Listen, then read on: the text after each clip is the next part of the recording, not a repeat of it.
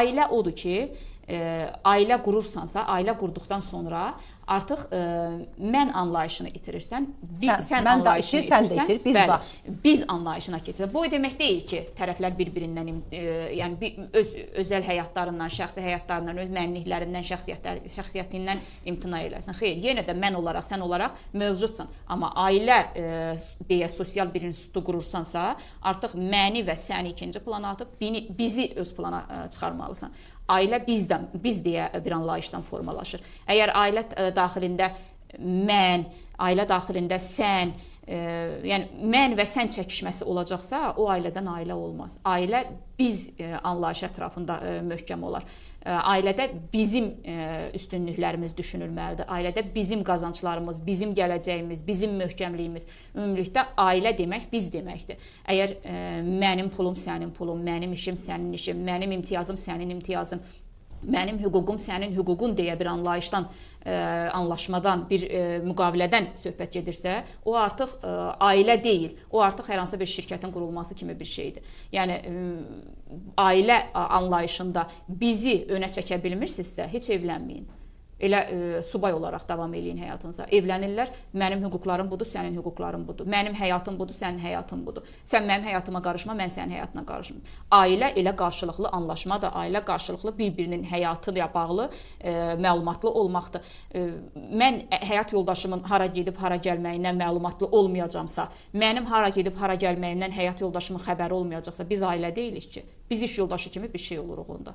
Ona görə də ailə qurarkən məninizi atanızın evində qoyun gedin. Ailə evinə, o ailə qurduğunuz evə, birlikdə yaşayacağınız evə biz formalaşdırmağa gedin, bizi qurmağa gedin. Başqa cür ailə qurulmaz. Tamamilə razıyam Lalə. Mən düşünürəm ki, bizim gənclərimiz qulaq asarlar bizə və onlar da ailənin nə demək olduğu haqqında bir qədər düşünərlər və bax bizə yazılanlar arasında da mən görürəm ki, hələ də düzgün başa düşməyən insanlar var bizi. Məsəl üçün yazırlar ki, boşanma ayıb deyil, sadəcə ayıb odur ki, ailəli qadınlar ərlərindən gizlin başqa kişiyə, başqasının həyat yoldaşı ilə sosial şəbəkələrdə yazışırlar, sevgili olurlar. Bax, nə üçün boşanma baş verir? Boşanma o halda baş verir ki, bax sizin yazdığınız məsələlər ortalığa çıxır da. Ya ər müşahidə eləyir ki, qadın yolunu azıbdır, ya qadın müşahidə eləyir ki, artıq ər öz yolunda deyil, onda boşanma baş verir də.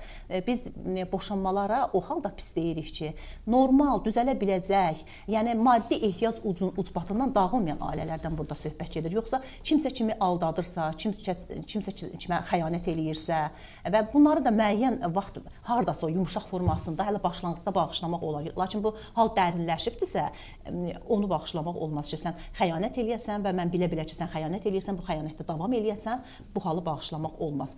Və düşünürəm ki, bir ailədə bir-birinə ömrünü, gününü tapşıran insanlar, o nicahda o nicah kitabçasına bir imza atarkən, bir ömrü bir-biri ilə paylaşmağa da imza atan insanlar sonradan bir-birlərinə bu dərəcədə də xəyanət eləməməlidir. Yəni hər şeyin bir həddi var.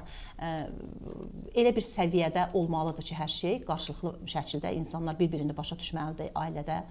Və bu gün bəli, xəyanət bağışlanmazdır. Lakin bizim ailələrimiz axı əksəriyyəti xəyanətdən başqa səbəblərdən dağılır. Laylənin də qeyd etdiyi kimi, bu gün bizim gənclərimiz arasında belə bir tendensiya var ki, bir ailədə yaşasaq da mənim hüquqlarım var.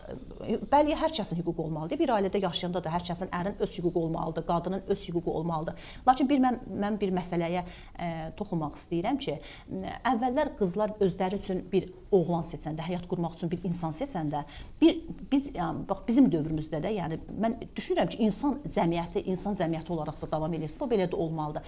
İnsan həmişə arxasında bir güclü bir insan hiss eləməyə çalışır ki, ondan ailə qursun. Biz ümumiyyətlə kişilərə güclü bir varlıq olaraq baxmışıq ki, biz həmişə arxamızda bir dağ görməyə çalışmışıq. Biz kişiləri arxamızda dağ bilmişik, çalışmışıq ki, onlar arxamızda böyük bir güc, qüvvə olsun. Lakin bugünkü cəmiyyətimizdə, bax bu sənin hüququn, mənim hüququm, mənim azadlığım, sənin azadlığın söhbətləri artıq o kişilərin o dağ vüqarını, dağ necə deyirlər axı, ucalığını biraz aşağı endirir. Bu da heç qadınlara sərf eləməyən məsələlərdir. Ailədə qadın kişidən sonrakı zorakı necə sırada dayanır. Bu həmişə belə olub, bundan da sonra belə olacaqdır. Birinci ailədə üstünlük kişidədir. İkinci qadındadır. Bu həmişə belə. Biz bunu nə vaxt eyniləşdirsək, onda bizim ailələrimizdən ailə çıxmayacaqdır və boşanmalara yol açacaq.